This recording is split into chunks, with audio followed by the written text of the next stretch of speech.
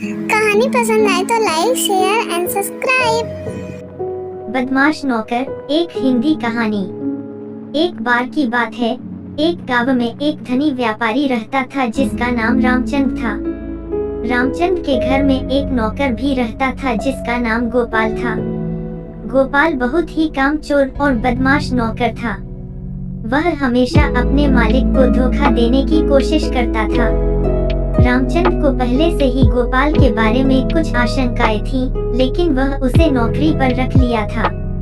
धीरे धीरे रामचंद को लगने लगा कि गोपाल के कुछ काम अजीब लगते हैं। एक दिन रामचंद की गहरी आशंका सत्य साबित हो गई। उसने अपने घर के एक कमरे में छुपे हुए गोपाल को देखा, जबकि उसके पास एक छोटी सी टोकरी थी। गोपाल टोकरी में से कुछ सामान चोरी कर रहा था। रामचंद का दिल दहल गया और उसने गोपाल को पकड़ लिया।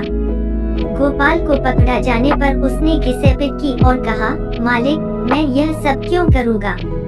मुझे तो खाने की परवरिश की जरूरत है। रामचंद ने गोपाल की बात सुनी और उसे क्षमा कर दिया, लेकिन उसने तुरंत गोपाल को नौकरी से निकाल दिया।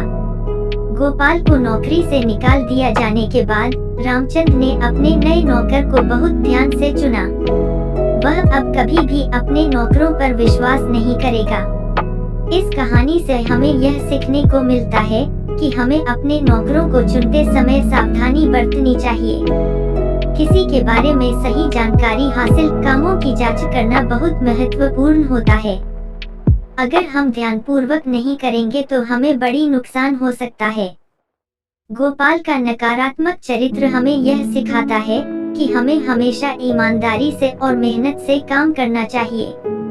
बदमाशी करने से हमें केवल नुकसान होता है, चाहे वह अपने काम में हो या फिर अपने रिश्तों में। इसी तरह रामचंद के साथ गोपाल का अनुभव हमें यह सिखाता है कि हमें किसी को अच्छे और ईमानदार नौकर का चयन करना चाहिए, जो हमें विश्वासियों के साथ साथ अच्छी सेवा भी प्रदान कर सके।